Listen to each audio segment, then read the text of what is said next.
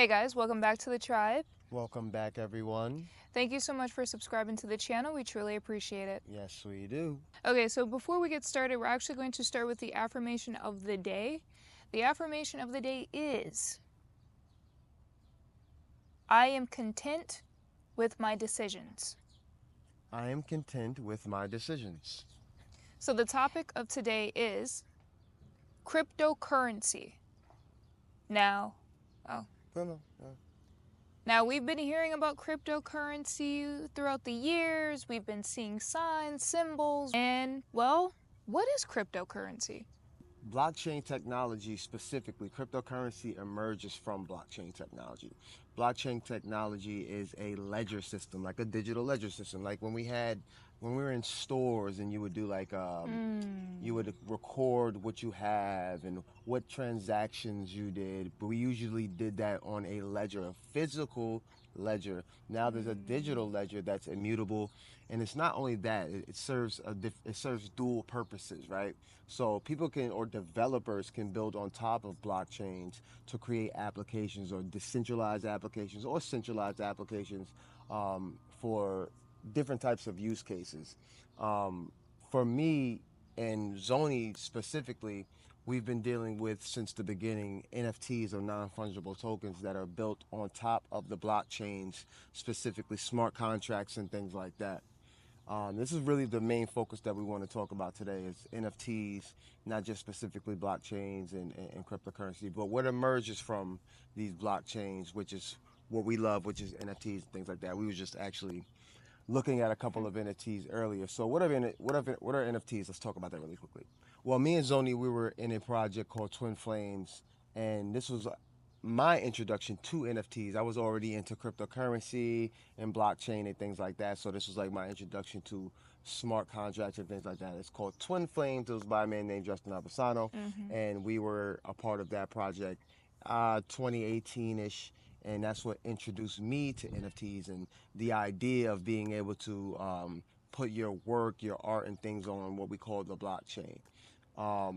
From there, I started buying NFTs and things like that, minting my own stuff, and it was an interesting concept to me to be able to have what we call smart contracts and be able to have my art or someone else's art, buy it and sell it and things like that. The concept itself was interesting to me, but I didn't understand how powerful not only this concept would be, but the application of these things would be. And it's been interesting so far, but we'll go a little deeper. I'll let Zoni give her perspective on what NFTs are. Yeah, I mean, just going back off of what you said, non-fungible tokens, NFTs have been really the talk of the town lately in terms of having different artists come up and really showcase their work digitally. Now, again, as Steve said, my introduction to NFTs, or cryptocurrency and blockchain and all of that good stuff, started with Justin Aversano, which was the Twin Flames project. Now, I had no idea. I've heard about Bitcoin, I heard about these names, but I never actually did my homework or did my due diligence to actually see what it is. So as throughout the years, especially being a part of that project, I became a lot more focused on trying to understand this new technology. And this is actually how Steven and I began our relationship, because I came to him just asking him what is his opinion on certain things, and what is a token, or what is cryptocurrency, and what is NFTs, and just in the way that he broke it down and made so much sense versus going on YouTube or just trying to figure out and going on Twitter and stuff like that. So he really gave me basically a rundown of how this system works. Now, when it comes to NFT, the special things about NFTs are the mere fact that it is, as you would say, art or digital art in your wallet. It's like looking at a museum in your wallet, and having access to this allows you to not only collect pieces, but to really be ahead of having some of the most cool, different, unique artists of the century, I would say. So, when it comes to NFTs, there's so many different benefits, and I'm really excited to actually dive in on the different platforms that actually have NFTs and what we feel as though is our favorite. Yeah, it's really about having future vision, is what I say, and where are things going technologically? Where's the world going? Art is not just gonna be. You're not just gonna walk into a museum or art gallery anymore, and it's just gonna be like the paintings, the actual paintings there. It's going to be displays, right? And that's like Zoni was trying to convey to you guys. I say it's like a museum in your pocket. Like you literally have different artworks from different artists that you can buy that are contractually legitimate, and they're on a blockchain that's immutable, that can't be messed with. Like these codes and these developers that built on these different chains, they have created powerful different codes that you really have to be like some quantum computing type of person to be able to crack these codes. But I think my main point is that it's innovative in different ways, not just in the ways of art, but obviously other ways. But we're obviously focusing on the art. But NFTs are powerful. You can make a house an NFT. It's not just non-fungible tokens, but there are fungible things about it, meaning there's physical aspects to it, like houses and cars, and everything's eventually going to be on the blockchain. So before, I don't really want to go too deep into that, but there are different blockchains that exist, right? So you have XRP, you have Algorand, you have Solana, you have different blockchains that have different developers that use code that built on top of these different that built on top of the blockchain, that created their own versions of the blockchain, so to speak, forks, if you will, right? And each one has their own unique use cases, and everybody, it's like I wouldn't say it's like a war. I guess it's like a friendly war that people have in regards to what blockchain they like. Ours, I don't want to speak for you, but my favorite is XRP. The XRP ledger is my favorite blockchain, and this is where I collect a lot of my NFTs. But we started collecting NFTs on the Ethereum blockchain, right? And there was a lot of money. It was a big boom on the Ethereum blockchain when it comes to art, even music, but mostly art and what we would call, Photography. yeah, photography, what we would call generative art, which is like crypto punks and stuff like that. But I'm a big art guy, so those things were cool. But art to me was the biggest and my favorite. Segue. Okay, the word of the day is profluent. Profluent. Profluent. Flowing smoothly and abundantly. Profluent. Profluent. I like that one. I like that one a It's lot. vibe. I like that. Profluent. To use it in a sentence, the way that we move throughout life displayed profluent qualities. Profluent. I like that one. Thank you. Okay, so to get back into the topic, NFTs, right? NFTs, let's go.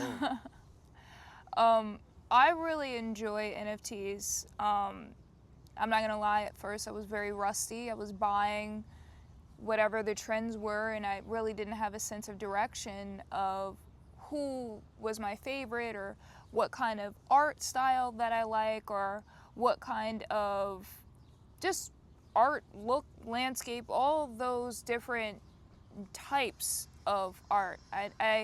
Of course, you have your typical ones that you know that you fall in love with and that you like, but actually being able to really gravitate towards an artist and really understand its story. So me coming in, I purchased some pretty amazing ones actually, especially when I started out on Ethereum, which was really cool because again I was able to see, with photography at least, I was able to see stories within those different projects. But being on Zum or XRP Ledger, I have been able to see different art and different people's talent by how they see and how they view the world and how they view art to them. So it's been really exciting because I'm really proud of my wallet. I tell Steve all the time, I'm very proud and very happy of my wallet because I have some really strong pieces, collectibles that I would never sell. Like, to me, it's so precious and beautiful, and like I feel like it relates to me so much, where it's like when I look at it, it's very similar to like Pinterest. Like I've always been into vision boards and mood boards and storyboards and fashion and interior design and all of these different things that had to do with colors or shapes or just looking at something from a different perspective, looking at the details, and really taking that perspective and having that way of looking at art, NFT art, and applying that has been such a magical journey. And I have had the pleasure of not only collecting some of these artists, but also becoming friends with some of these artists, which is really cool. So, you know, for me, really tapping in, and I'll definitely put my wallet. We could put or like I'll put like my favorite Artists. artists, but also too some of my art pieces that I've collected, you know, in the chat so you guys can see. But it's like really, really incredible, and it's also nice too because you have the ability, if you want to also create an NFT project with them, which I am working on, slowly but surely, but I am working on. And it's really exciting times just to be a part of something so magical. And beyond the money, it's the mere fact that it is a technology that is changing the world, changing our future. So having NFTs have not only brought light and joy and abundance, I would say, to my life, but it's also brought color, I would say. Beautiful. Yeah, no. For me, and I've been in the space for a very long time, just crypto in general, but as far as NFTs, the same. I've traded, I've bought, I've sold, the whole thing. So there are many different types of relationships you can have in the NFT space, not even regarding people, just how you are in the space. You could be a buyer, a flipper, a trader, a seller, and all the above. Like I think that I'm all of it at certain points. I'll try to buy multiple pieces so that I could like sell and maybe flip one and then hold another. Zoni's like different. I'm a Like collector. she likes to collect the pieces and things like that. And sometimes I'll be like, hey, look, you want to make money in this, right? So, Like, but that's her thing. Like she likes to collect, which is awesome. But you have to have future vision with these things. There was a boom at a time, like maybe 5 years ago, maybe 4 or 5 years ago, there was a big boom in regards to NFTs where there was thousands, millions of yeah, dollars really yeah. that were being made in the space. That's what caused a lot of people to believe that it was a scam. Yeah. But when you're early to a technology, it's always going to feel like it's a scam. A lot of people in the early 90s, mid 90s thought that the internet was a scam. They thought that Google was a scam and Amazon and all these different things. They thought that they were scams, but ultimately the world ended up running on the internet, ended up running on these different things that we had the ability to benefit from, but most people didn't, and they use it now, but they could have benefited from it monetarily. But people don't have the future vision, and thank God that I have the light to see, like that this is where humanity is going. This is where technology is going. Crypto, blockchain, NFTs, things like that. And I'm just grateful to have jumped on it and to like Zoni said, build and create relationships based on NFTs and blockchain and things like that. And especially the XRP ledger, which like I said, it's my favorite cryptocurrency since 2017. I've been dealing with the XRPL Yeah. and followed all of these different things. So I've not only built relationship with artists, but I'm an artist myself. Like I'm a musician, so I'm in it. Like I've minted my own work and videos, and I'm actually the first person to mint a music video on the XRP ledger, which is it's Huge. historic. You know what I mean? So when people look back, they're gonna be like, "Who was the first? What was the first music video minted on the XRPL?" And I can proudly say that it was me. So, Right. And where were we? yeah, we were in Colombia at the time or we were in Costa Rica at the time. We were everywhere, right?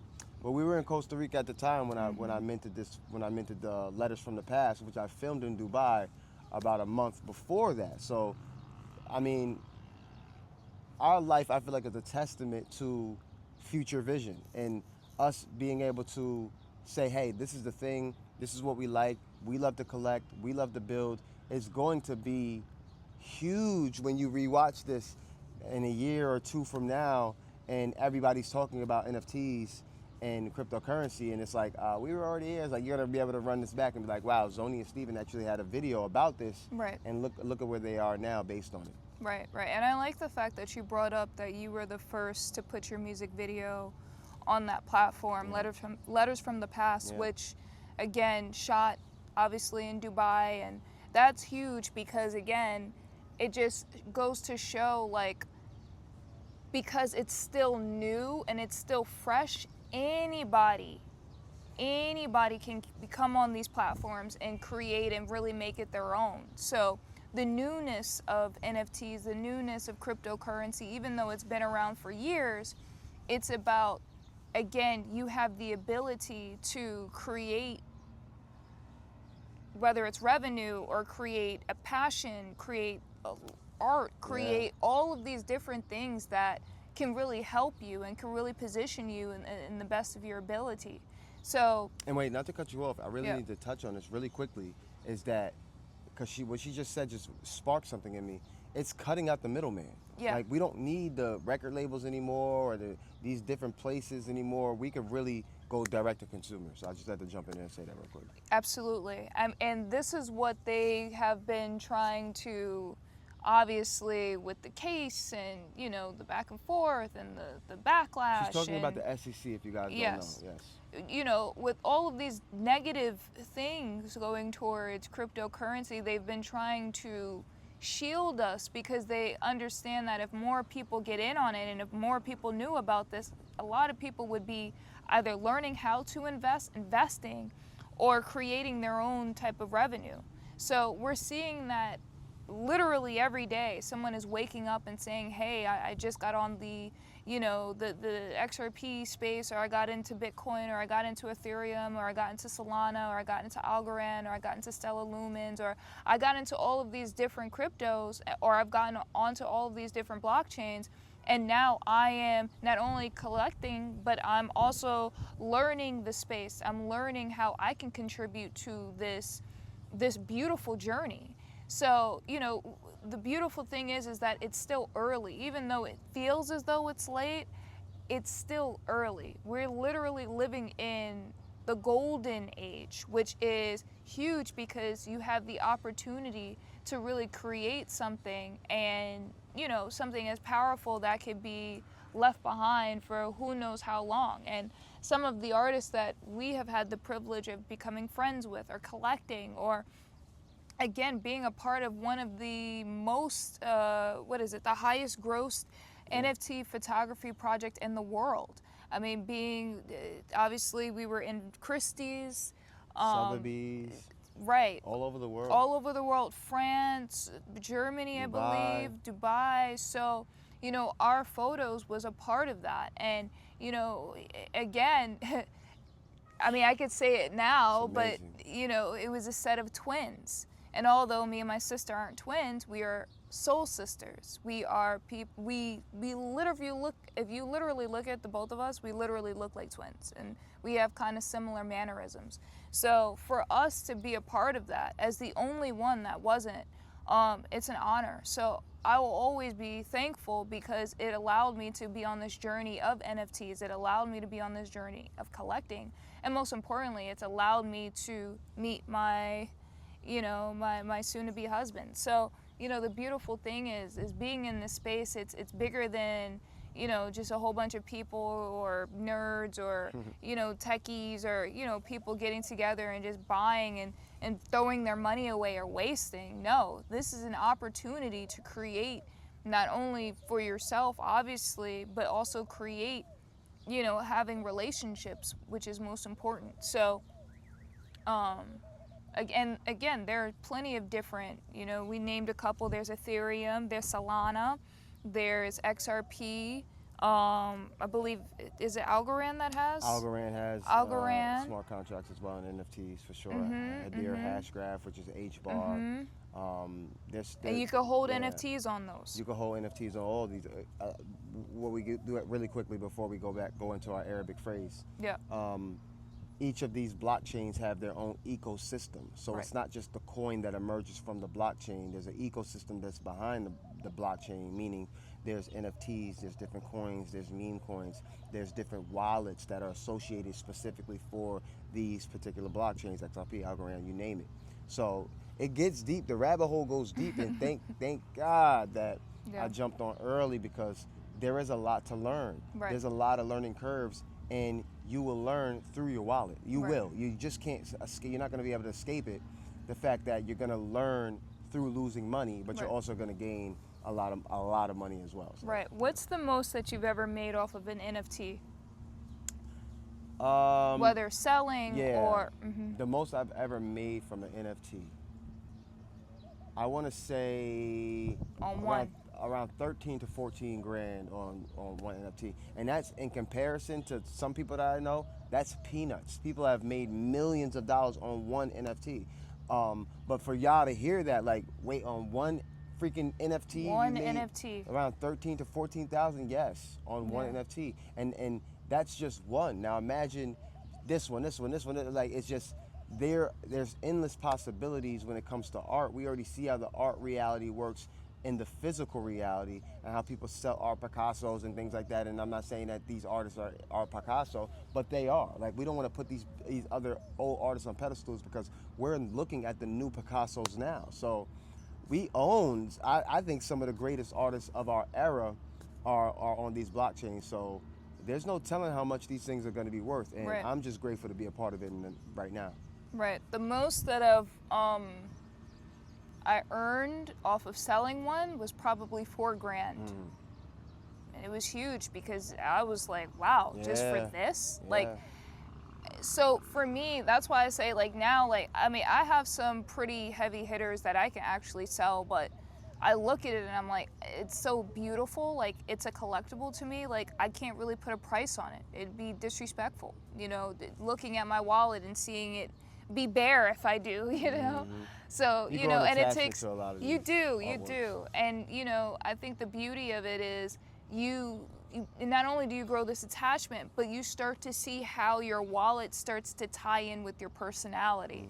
So for me, I have I have a lot of pieces that I could look at now and I'm like, this literally flows with my personality so much, where now I'm looking at different projects and I'm like, is this gonna go with the rest of my pieces, with the rest of my NFTs? Because again, because the NFTs are on the actual blockchain, people can actually see. People can see your wallet, they can see the amount, they can see how much it's for. You could do a backtrack. So when people look, for example, at my wallet, they're able to see the museum that I've collected and that I curated. It's like being a curator, being a person who has an art gallery. And although I didn't paint these pieces, or I didn't put these pieces, individually together, I was able to collect these pieces, and through my collection, I curated this really amazing, I would say, work of art. It's no different than going through, hey, come to my house and look at my works. Like, Right. look at the works that I collected. It's Right. the same thing. People go through their phone and like, wow, like, look at this. Like, and we're going to get into our Arabic phrase of the day. Our Arabic phrase of the day is Ahabuki, Ahabuki. which is I love you. Ahabuki. Ahabuki. Okay, so to close this out, again, highly recommend you guys to invest into NFTs. It is a huge asset right now. It is a huge investment, depending on the artist. Again, do your research. Do your research. This is not financial advice. This is not financial advice, and we're not necessarily soliciting you to do so. However, what we are saying is this is another form of assets that you can actually add into your wallet next to your cryptocurrency, and that could be something that you could use for a rainy day. Agreed. I mean, I love NFTs. I love cryptocurrency. I'm a nerd about it, just like anything else that I'm a nerd about. So I definitely recommend you guys looking into it. And if you do have any questions, I do have one-on-one sessions. So if you want to book a one-on-one session, leave a comment below. I'll throw you the link. You can book a one-on-one session to learn more about NFTs and things like that as well. Yes. And yes, definitely support. Again, if you have any questions or you just need any advice or anything like that, Steve is the go-to person. I go to him with a lot of my questions or just things that I need like help with and stuff of that sort. So again, that will be a great way for you to, you know, just like learn a little bit more about this new technology in this new space. So thank you guys again for taking the time to listen. We appreciate all of the followers, the new followers, the new subscribers. We truly appreciate it. And until next time, stay tuned.